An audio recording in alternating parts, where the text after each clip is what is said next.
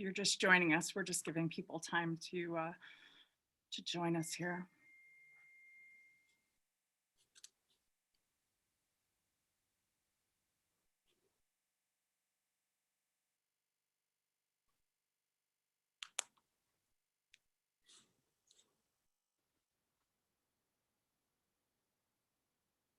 Well, thank you so much for joining us today. I'm Kathryn Jean Lopez from the National Review Institute, and I'm here with Father Peter John Cameron, a Dominican priest who's the prior at St. Patrick's in Columbus, Ohio, and an adjunct professor, I believe, at the Josephinum. Father Peter John Cameron is a popular author and speaker and homilist and a dear friend of mine, and very grateful to have you here today.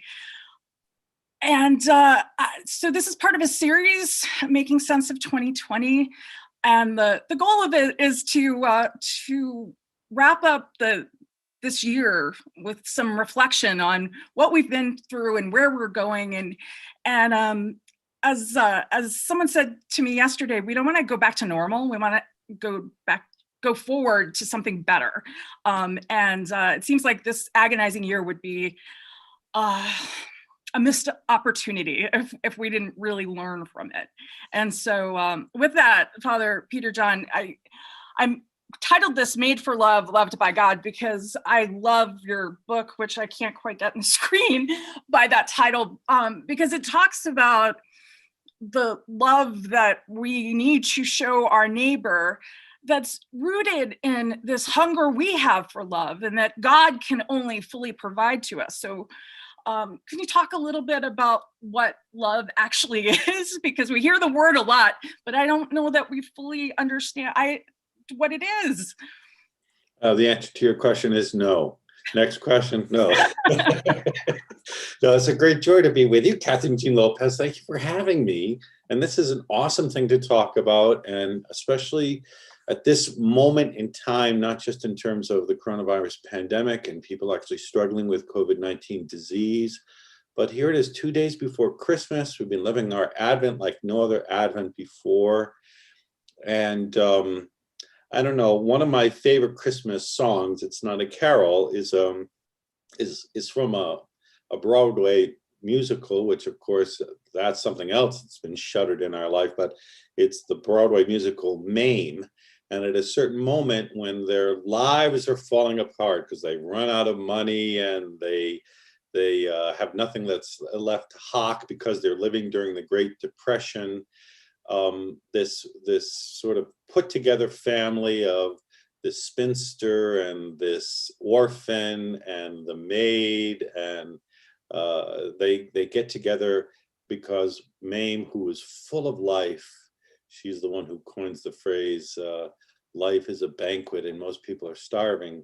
She starts singing a song, "We need a little Christmas right this very minute."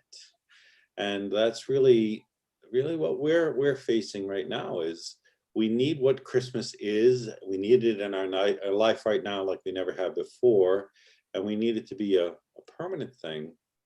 So to go to your question, I mean, love is what it's the fulfillment that we all seek, in which there is nothing lacking, because it is an intimacy with the one who has, out of affection, willed us, loved us into being, so that we can live an unending friendship, a bond of closeness in which we go from delight to delight.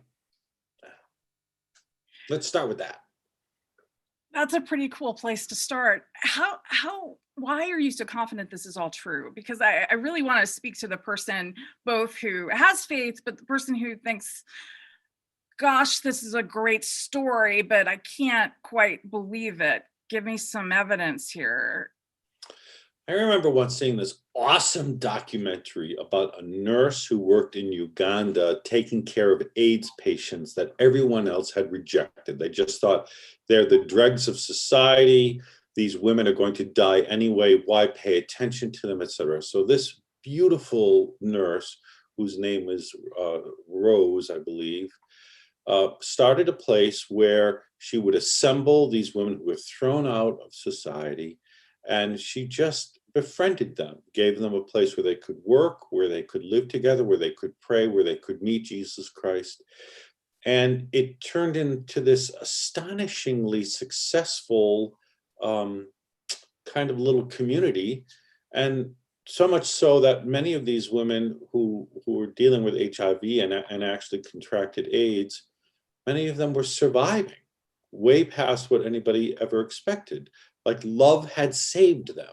Mm. And so the interviewer was talking to Nurse Rose and said, well, because she was doing this for God. She wasn't doing it because she was a medical person. She was a medical person, but she was doing it because she believed in the dignity of these people, and that what they were lacking was someone to look at them with a gaze of love and give them a chance to realize that love was real, that that's what they were made for, and that love was coming for them. And so the interviewer asked the same sort of question, like, how can you be that confident that love has that effectiveness? And she said, well, it's sort of like when you look at a human being, the human being has a stomach.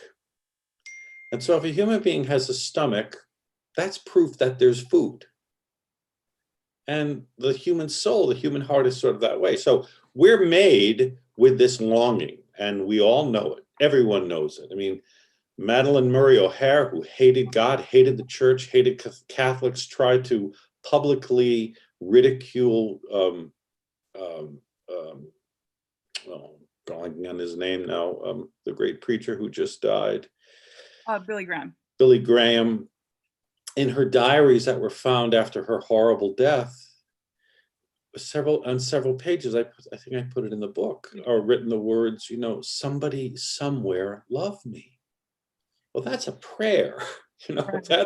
that's pure worship, that. And so, like, no matter how much she fought against her, or she was entrenched in her own atheism, etc., something was like banging on her rib cage saying, no, you need something. And no matter how much you want to say, I don't exist, I'm real, and I'm unrelenting. I'm indefatigable in going after you. And she had to, like, inscribe it. She had to write it in her diary. Like, the word became flesh in that diary entry of hers. So that's why I'm so certain that, yes, it's real, and nothing comes close to it. And I am including lasagna and hot fudge sundaes. Yes, they come very close, but they're not enough. But actually, the awesome thing is they don't even come close. There's so many people this year, and I think it's so important to talk about even people of faith who go to church and believe, and our priests and our sisters, and really have struggled this year. Yeah. And with so much, because we understand intellectually that suffering is redemptive, but we're human beings, and at a certain point you just get overwhelmed by it. Yeah. And how can we go forward to these Christmas days and to this new year with a renewed resolve to both receive the love of Christ and to share it? I keep thinking of the three events as one, the birth of Christ, the passion of Christ, the resurrection. And you can't really understand all of it without, starting here with the Annunciation and then the Incarnation, and really receiving Jesus into your life in a new way. It's very true. I think what we're experiencing is a kind of a hard reset. And so I don't know. I am very much in favor of living in the present moment, for the present moment, with the graces of the present moment. So I don't in any way pretend to be a wise person who knows how to put all things together according to the ultimate causes. I have friends who are that way, but I'm not one of those people.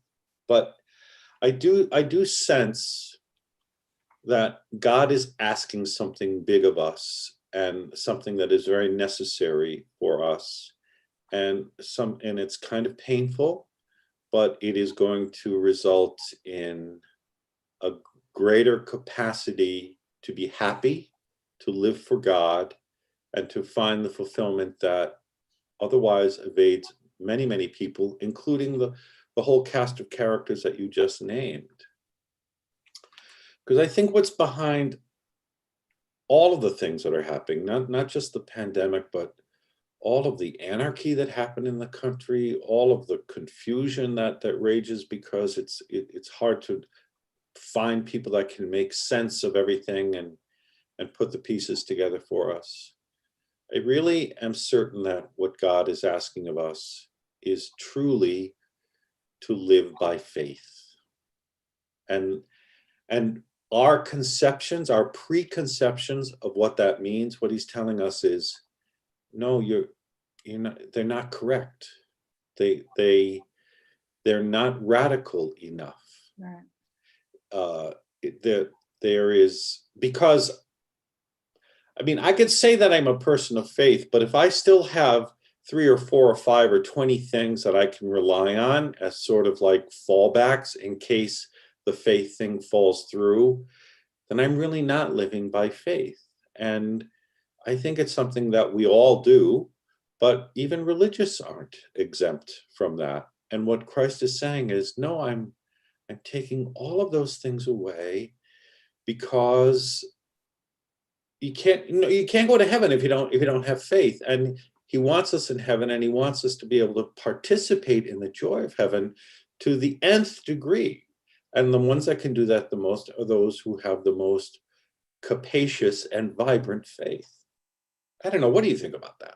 I agree. You know, the word purification is used frequently in conversations like this, and you know, everything in many ways, so much was taken. Everything was taken away, I feel like, from me, because I did not have the sacraments for months, and I lived by the sacraments, and I felt like God was saying, me, you know, not on your terms, you know, trust in me. I wanted it on my way, and we all do, you know, to some extent. And it's what worries me is that I had a conversation with an Uber driver yesterday, who said, you know, 5 more days or whatever it is until the end of the year. And he what he described to me is he really thought that, you know, January would make everything better, you know, and that's missing the lessons, right? And obviously not everyone's coming to this from the same faith perspective, but everybody's asking the question, why, and what does this all mean, and where do we go? And as you said, you know, everybody is searching for that great thing that is God, you know. And one of the things that worries me, and we've talked about this often, is, you know, in New York City, there's a Planned Parenthood that has a sign that says, we're open and we're here for you. And it's not like every Catholic church has that sign up. And you know, in these violent and pandemic times, a lot of churches are closed, you know, still. And how one of the things that I've been trying to emphasize in conversation and things is, you know, we're all part of the church, and we're all, you know, everyone who's Christian has a mission here in being the church. And, you know, sometimes because we live on these devices all the time, you know, the church becomes headlines, right? And the headlines are generally, not good. How do we show people this great gift that is the treasury of the Catholic Church? Well, I agree with everything that you said. And what really struck me most of all was the expression, not on your terms, not on our terms. I think that's the keynote, Kathryn. I really do. Because again, as much as we say that we're given over to faith and the church and living for God, very often it is on our terms. And when God doesn't fall into step, or the Pope doesn't go along with the way we think things should happen, or the local church, etc., then suddenly there's this great conflagration inside of us, and things fall apart. So I think it is so important to keep that in mind. I mean, this Advent, for me, all of the days were, and it's still happening, even with the readings today from the Divine Office and Mass.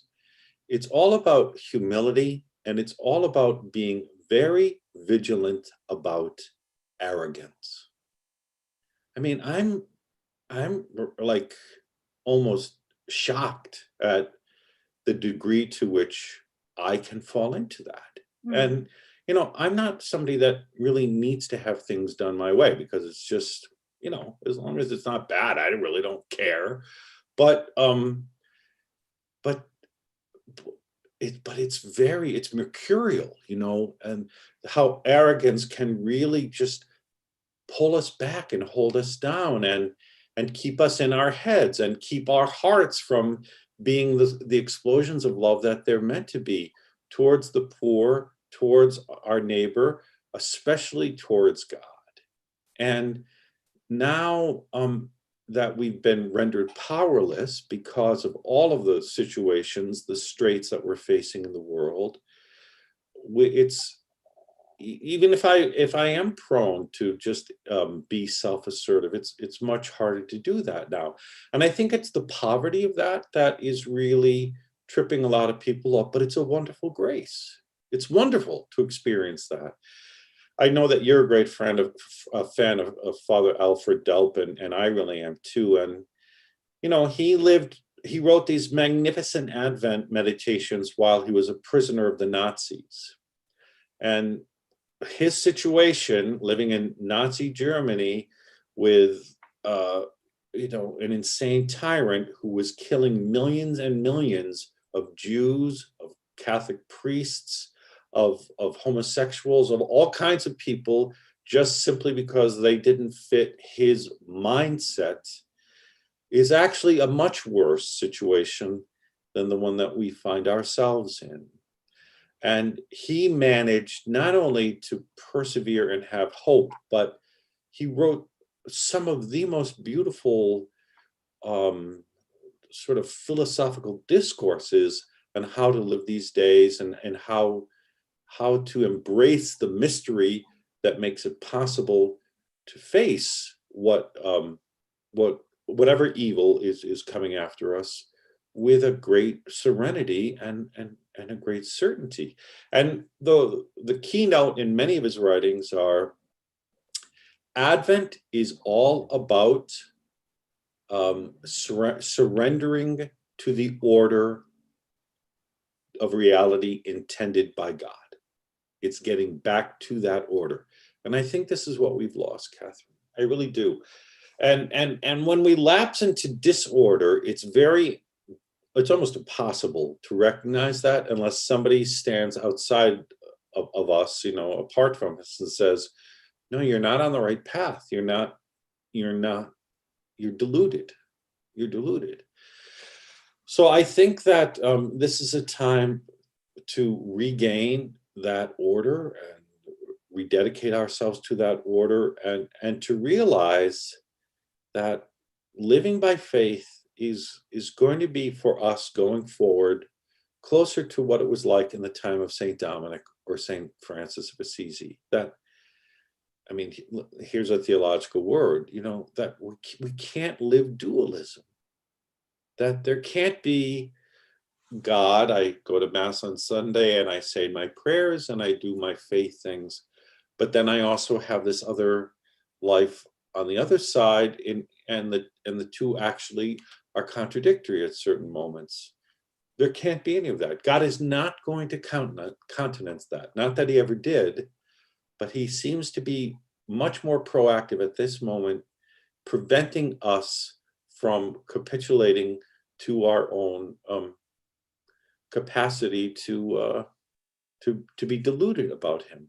He does not want us to be dualistic. Our lives have to be organically faith-driven. Harvard professor Marianne Glendon I once heard her describe Catholics in America as either chameleons or turtles. We either want to blend in with the culture or we want to hide and hope nobody notices a Catholic thing about us. And I think there's a lot of truth to that. And Catholics ourselves, there's a concept called reparation that I think that God is probably inviting us to make more a part of our lives. Because, as you said, I mean, one of the habits I've picked up this year is really just every time I'm about to go to confession, I look at the deadly sins, and I'm like scandalized, when I see the pride that I let myself fall into and all these things. And so we have to be upfront about that and acknowledge that and be sorrowful for it. And I think to some degree we've lost all of that self-awareness that we need to have to live the examined life.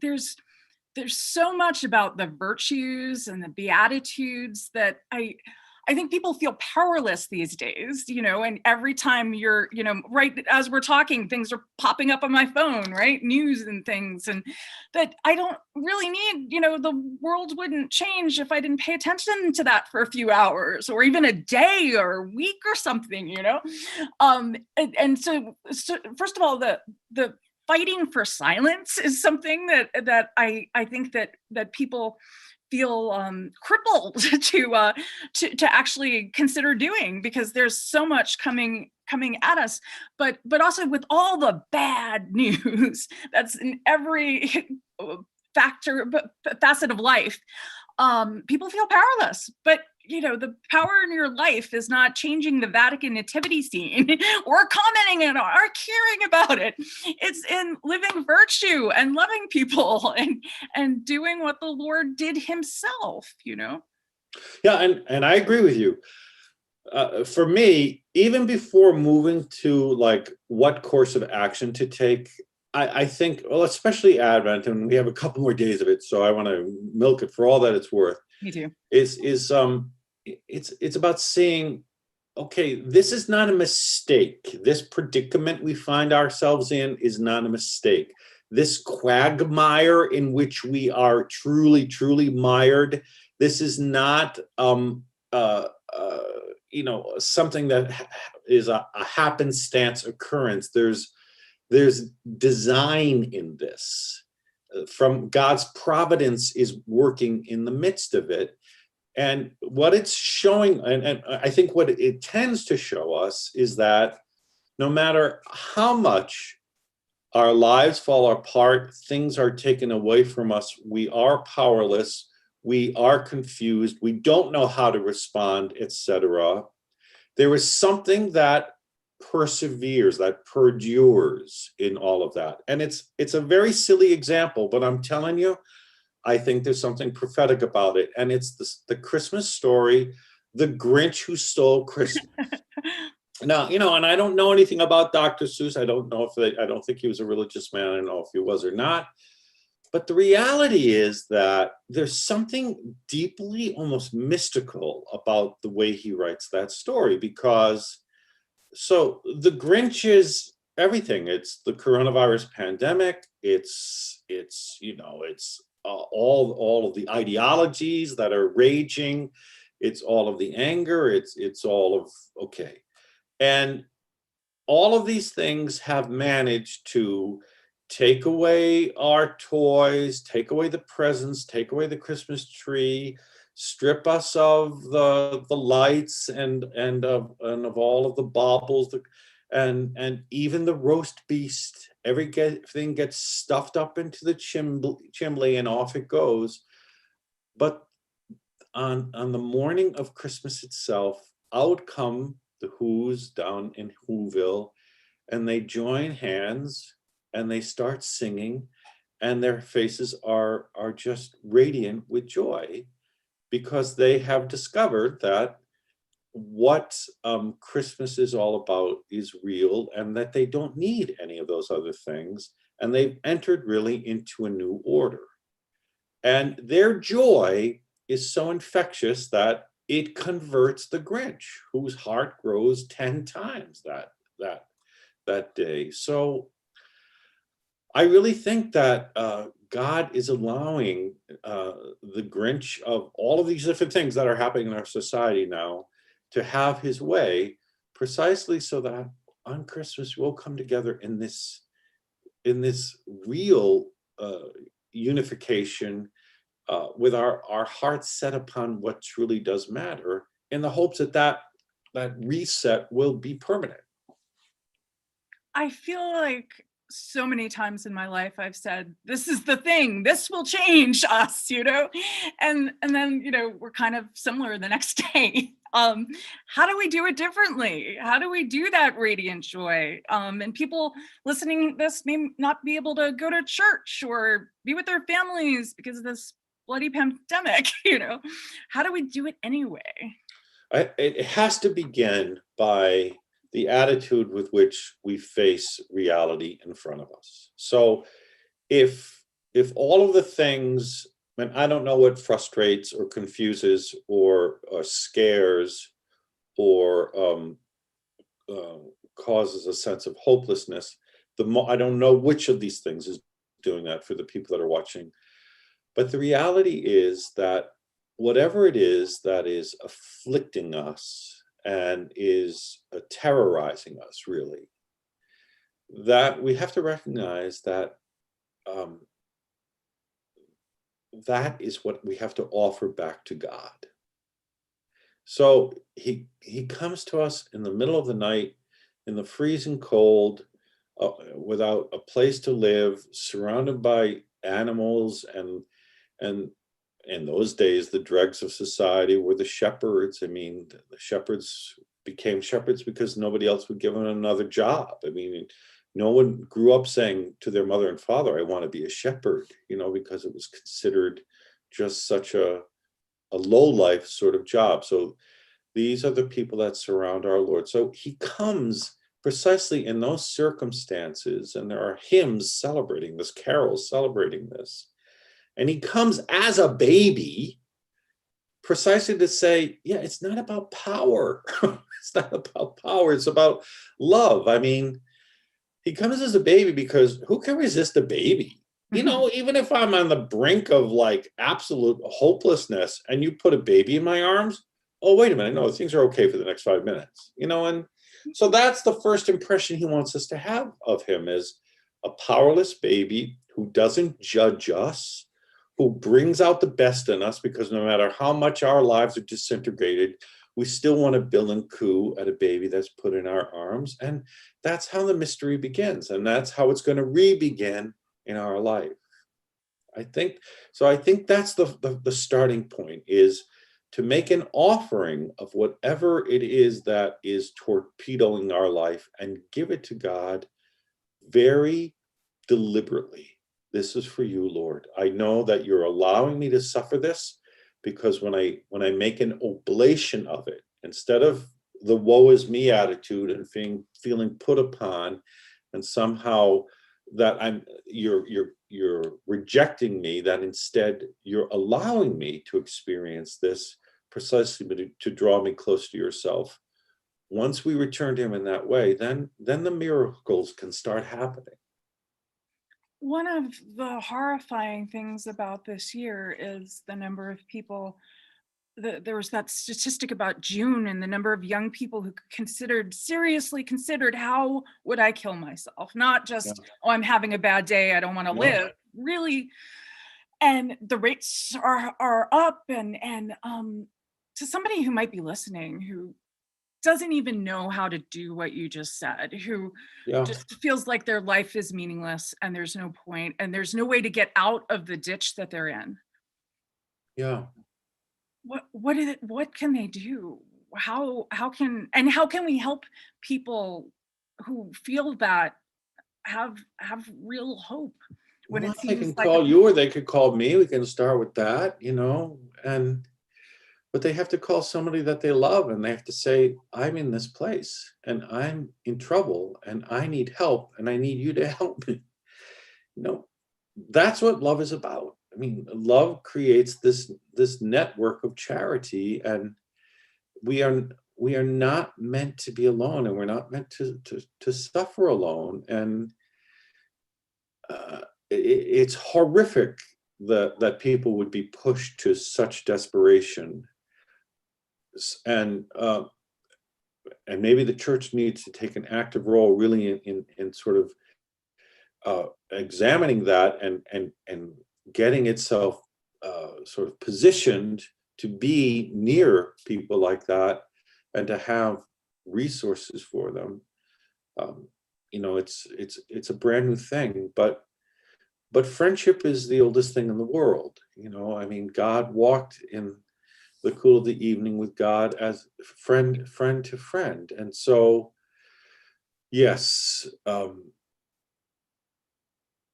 even if everything else is falling apart, you were made for love, and the love that loved you into existence is taking flesh on Christmas, and the extensions of that flesh have never ceased to be in the world. And that's what the church is. It's the extension of the incarnation of Christ. And there are many people that really care about you, especially as you're going through this, probably because they've been through it themselves. They want to share that struggle with you, to let you know that it is a waste of time to give up. It's worth the struggle. As Fulton Sheen would say, life is worth living. Thank you for answering my phone calls, by the way. When I felt like that, one of the things that I'm always struck by, and it's harder now in New York City because it's gotten so bad. The addiction is everywhere.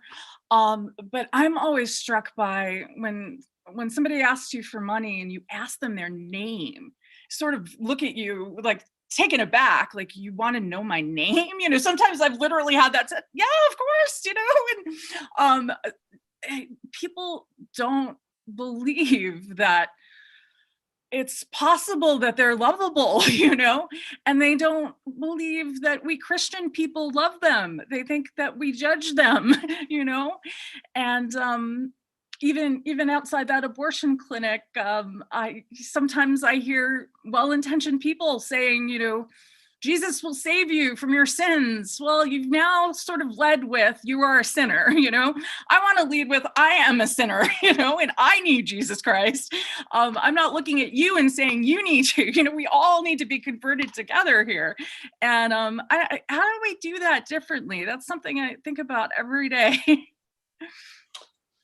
That's why, I think that's so beautiful that that's the way that you approach these perfect strangers, and all they want from you is money, and you want to give them much more. You want to give them back their dignity. You want them to be able to experience personally just how precious they are, which far exceeds any amount of money you could ever put in their hands.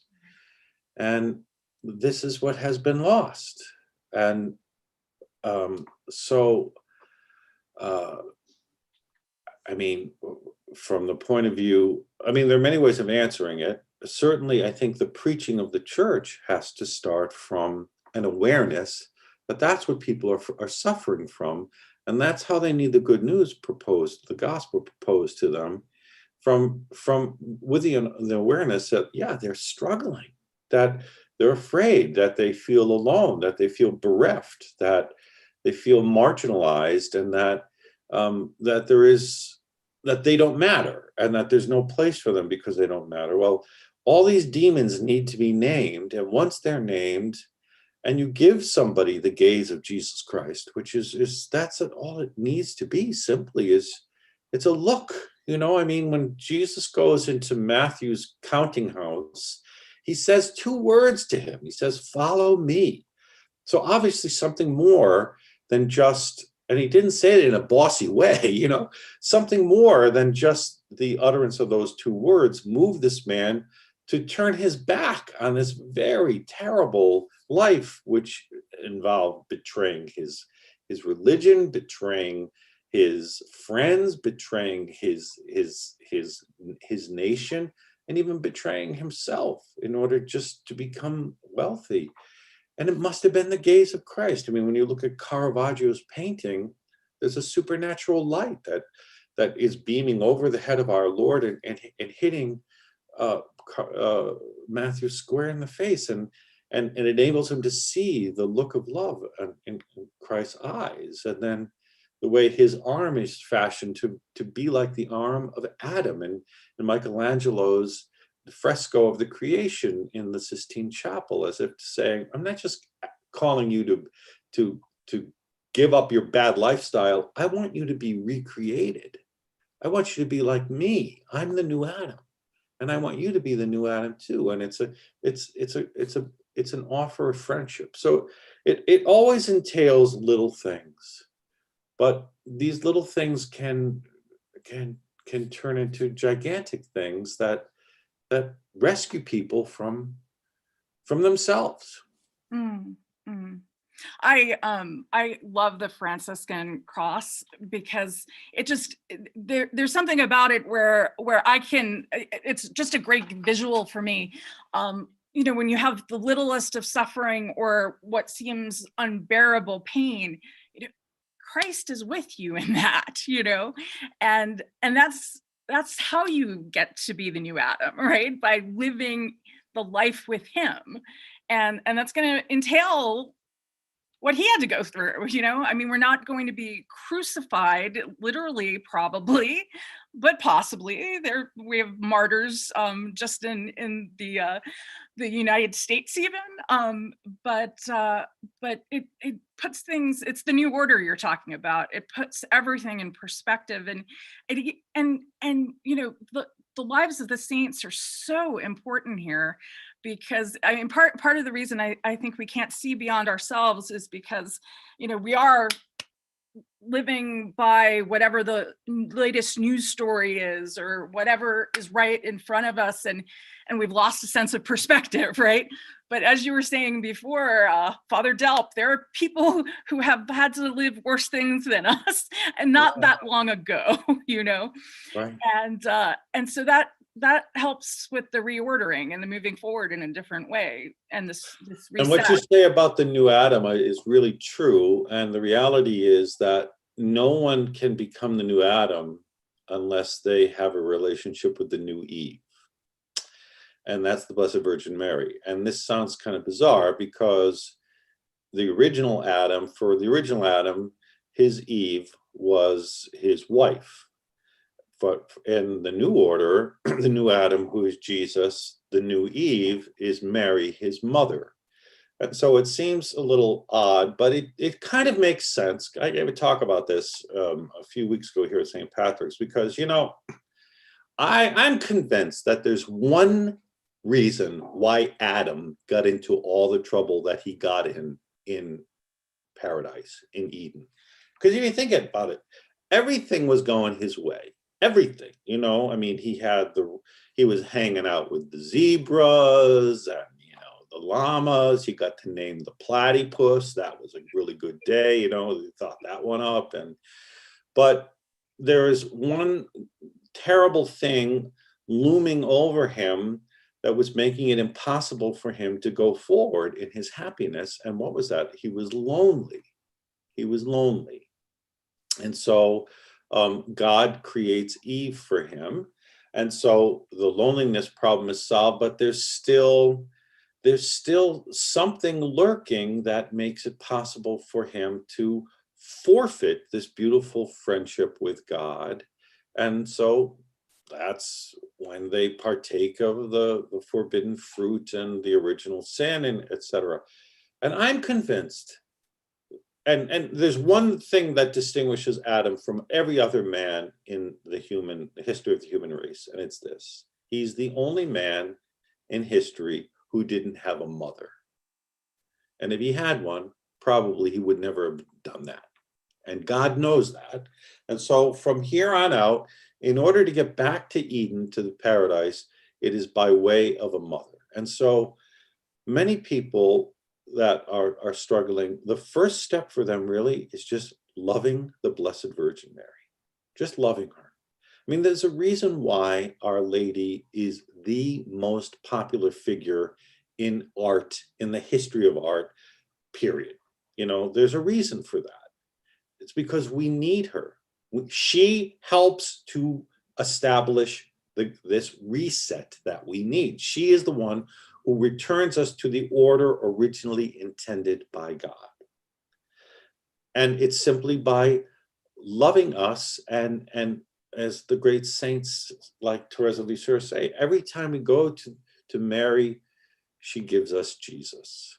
So if I'm dealing with hopelessness or despair, the very first thing I need to do is just like Dostoevsky. It says he used to sit in front of an image of the Madonna simply hours a day so that he would not despair of humanity.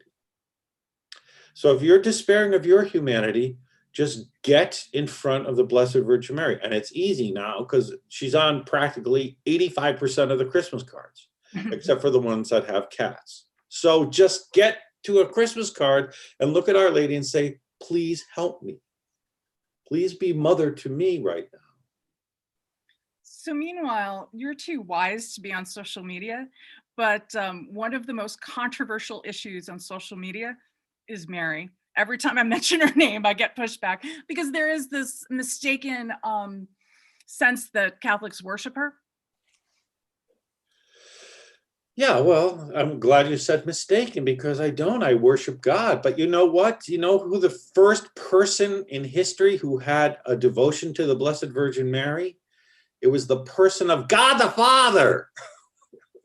It's because he sends the archangel to invite her to be the spouse of the Holy Spirit. So I'm just doing what God does. I'm sorry if people are upset with that, but you know, God has devotion to the Blessed Mother.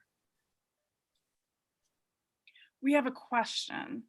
How can we love our neighbor during this time when we are in lockdown and when not in lockdown at a social distance? The response to the pandemic seems designed to make it nearly impossible to follow the great commandment to love our neighbor. That's a great question from James. Thank you. It is a great question, but it's a sign also of the common mentality winning, because we're never going to be in a position where we can't carry out the great commission to love. I mean, who is it? Gregory of Nyssa, or one of those great mystical saints, says, if you find yourself hanging on the cross with Jesus Christ, well, then just love him in the midst of your, you know. And so it's the little things. I really think it's the little things. So, for example, I mean, I wrote about this in an article just a few weeks ago. I had read this thing in Reader's Digest. So not exactly, you know, I don't know, the most mystical document of the planet, but it has a lot of sage advice in it.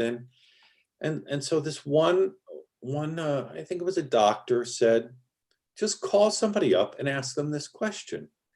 On a scale of 1 to 10, how are you doing today? And if they say, I'm doing about a 6, then this is how you love them. You ask them this question: what can I do to move that up to a 7? What can I do? And even before they answer, they're going to feel better. And not to reduce all this to feelings, but they know that they are loved because you are expressing a concern for them. And that's sometimes all we need, just to know we're not alone. You know that I'm in trouble, you care about that I'm in trouble, and you want to be with me in trouble. When the only adequate answer to suffering is to suffer with, is to co-suffer. And we are more equipped to do that now than we ever were before in our life, because we're suffering so much ourselves. Well, one of the mercies, I think, of this year has been the unmistakable reality that we're all vulnerable. As you've been saying, in that weakness, in that poverty, appreciating that that's where we can all meet here, and this is what we're meant to offer to God, and let Him go there and strengthen us and give us all that we need. That's what I mean about Advent being a kind of a diffusing of our arrogance, because it's very hard to be vulnerable. We all want to be the wittiest, the smartest, the most resourceful, the wealthiest, the whatever. We all want that.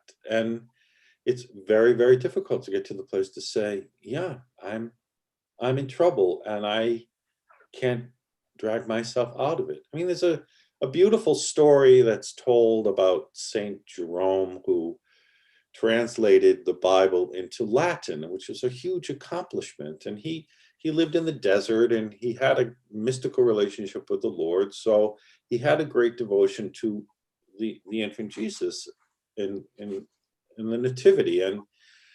And so the baby Jesus kind of appeared to him and asked him a question and said,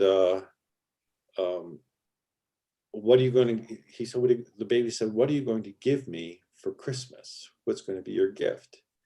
And he said, well, I was thinking about giving you the translation of the New Testament into Latin. And the baby said, no. And he said, well, I'll give you all of my efforts and all of my sacrifices, because he lived a great mortification. Baby shook his head. No. He said, well, I don't know. I mean, what more can I do? I can fast. I can work even harder as a scholar. No. He said, well, what do you want, Lord? And the baby Jesus said to him, I want your sins. And that's the one thing that, like, we're very parsimonious in giving to Jesus. No, go to him. If you haven't gone to confession yet, go and tell Jesus, yeah, these are my sins. This is the mess that I am. These are the things that I've done wrong.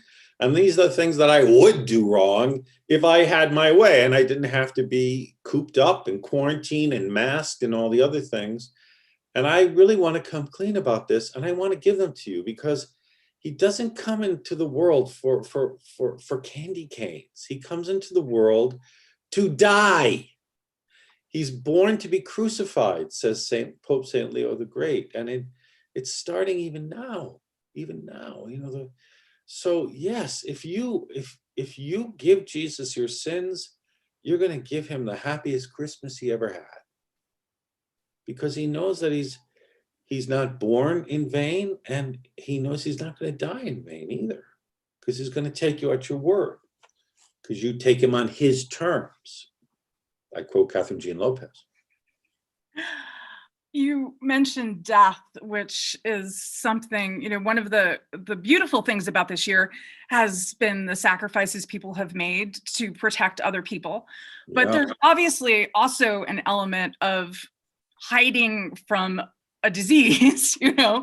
and I'm not knocking any prudent measures to keep people safe or anything like that. But it's unmistakable. People are terrified to die of coronavirus, right? And meanwhile, I know a number of people, dear friends, who have died of other things this year, and we all do. And so how do we tackle this fear of death? Yeah. So, I mean, it's a huge question, and even attempting to talk about it attempts trivializing it. So I apologize for that. Again, just starting from the Blessed Mother, isn't it incredible that the one prayer that we pray to Our Lady, the very last thing we ask of her is, and now at the hour of our death, please pray for us, because we know how much we need help for this, and it has to be a help that comes from the Mother of God. That's how enormous the problem of death is.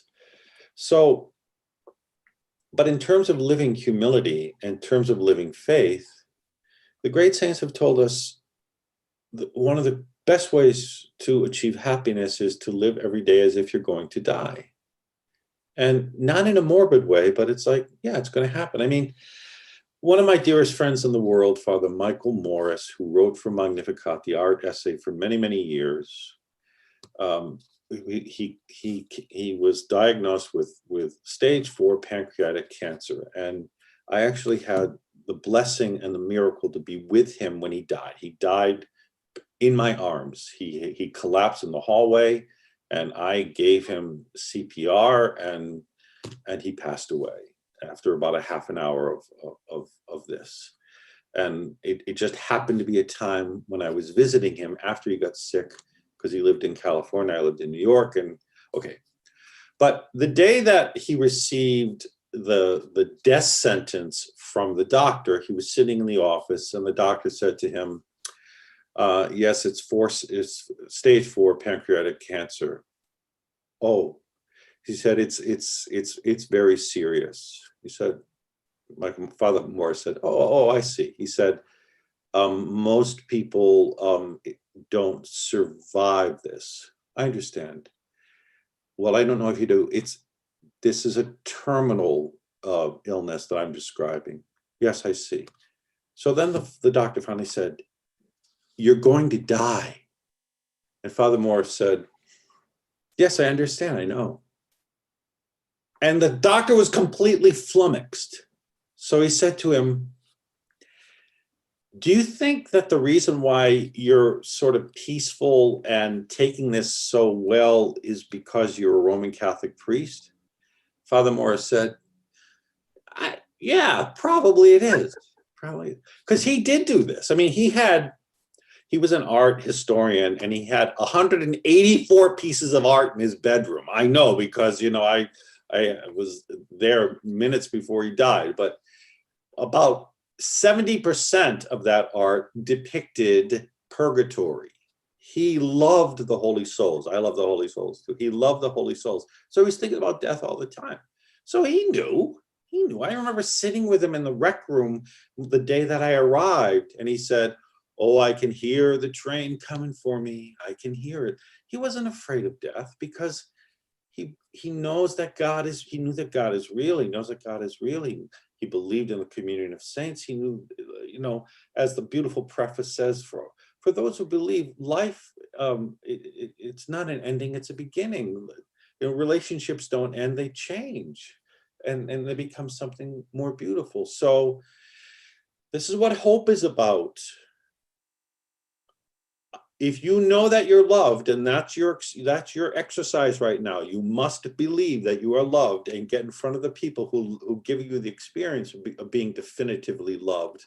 Well, that love that has no expiration date on it. You can look all over, it's not going to expire. And that's how you look at the future. Because the love that is embracing you now is the love that is waiting for you in the future. And that's how we live our life, with the certainty. I don't know what it's going to be like. It better involve lasagna and hot fudge sundaes, but even if it doesn't, it's going to be something better. And so when we have that certainty, yes, we can face future. And this is what Pope Benedict XVI says in his encyclical on hope. This is what separates Christians from everybody else. They didn't have any future. They had nothing to look forward to, but we do. He says that we who have Christ live differently. And if we're not living differently, we are not Christian. We are not living up to the name. Yeah, I think about that all the time when I'm looking like, yeah, the world. We can't look like the world. Garrett asks, what are you reading, and do you have any recommendations for the new year? Me or you? You. Oh, I'm reading like 4,000 things, Garrett, and that's why I had to ask you, because I have 4,000 things too. So how do I narrow it down here? I mean, oh, well, I mean, if you haven't read this, you must read this. Where is it? Can you see it? Yeah, yeah. Yeah, you have to read this. And that's what I've been reading during Advent. And apart from that, one So of for my anyone who reading, can't see that, it's Father Alfred Delp, and it's Advent of the Heart. Advent of the Heart, yeah. Or read any of Father Delp's books, because he also has prison writings. Yeah, I would read those. I mean, the books that I'm reading, I'm reading Rod Dreher's book, but it's while it's very insightful, it's also a little depressing. So I want to It's too read. close to the world right Yeah, it's too now. close, right? So I want to read things that are really gonna boost my hope and boost my faith. I just got 3 books by Matthew the Poor. Did you ever hear of Matthew the Poor, Kathryn Jean Lopez? No. I hadn't either, but he got a footnote in something I was reading, and it was really, really good. And these books are even available on Audible. They've been recorded. So I haven't started them yet. I think he was he's regarded as the greatest Egyptian elder since Saint Anthony the Great, says the back of the book. So if it's on the book, it has to be true. Has to be. So I don't know, but I mean, it seemed really good. And for people that are living in quarantine, he's a guy that gets it. So I don't know. I recommend him to you. Either read it yourself or on Audible. And I do recommend your book, Made for Love, Loved by God. One of the things that I love about your writing and your preaching is that you don't pretend that you're the greatest, wisest person who ever lived. You just know who they are and quote from them and share some of your personal experiences and your walk of faith too. But it is great to be friends with holy people.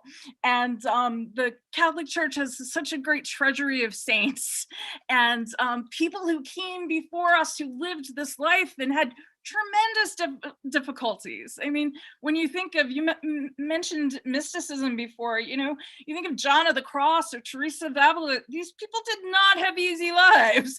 Their very religious brothers and sisters were against them, in many cases. And that so often is the case. It's not like, and we know from Mother Teresa too, right? A very recent example. It's not like God is giving you hot fudge sundaes every day because you're doing good, to the contrary. Right. But as I say, what the Who's done in Whoville discovered, there's a great beauty to be discovered and to be had by allowing ourselves to go through these purifications and mortifications. God is not going to leave us alone. And if Christmas is about anything, it's about that. He's God with us, and he's with us, especially in the midst of all of the impossibility that wants to drag us down and torpedo us and make us think that we're doomed. We're not. We're being launched for greatness that happens from the manger. And I love Garrett's question of asking for reading recommendations, because one thing that is absolutely essential is to be taking time for silence, for prayer, for spiritual reading. It's absolutely necessary. It's like if you cut off your oxygen, if you're not spending time with God, silence, then this isn't going to work. This isn't going to happen. Right. And it's also so important, and this is at the heart of your book, that all those thoughts, we're talking about all the demons that are destroying people today. That's exactly what they are. They're from hell. You don't want it part of your life, and we have to be more vigilant in that. Yes. I know we both love St. Catherine of Siena, and when you read her letters, it's so striking. First of all, one of my pet peeves is, ever since the latest rounds of scandals in the church, people say we need a new Catherine of Siena, and I think they think that Catherine of Siena would be yelling the loudest on social media. Yes, she told the Pope what to do, but that was because there was a lot of prayer and a lot of sacrifice and reparation, and always encouraging people to in holy boldness and blazing charity, and she had her eyes fixed on Christ, and she wanted to help other people do the same. Yeah. Oh yeah. Yes, and she took care of the poor too. So just start by helping someone. It's going to change everything interiorly. Because love is and happiness is about making a gift of ourselves for something greater than ourselves. Well, with that, our time is up, which is hard to believe already. Any last words on how to truly celebrate Christmas in a way that will change our lives? Kneel before the manger and just say, thank you, I adore you, please come into my life. And I know you're here for me. I can't wait to welcome you. Well, thank you so much, Father Peter John Cameron. Pleasure. And thank you everyone who's watching this live or will watch it later on. We really appreciate you being with us. And the National Review Institute thanks you for being with us during some of these virtual events during this very odd year. Thank you for being a part of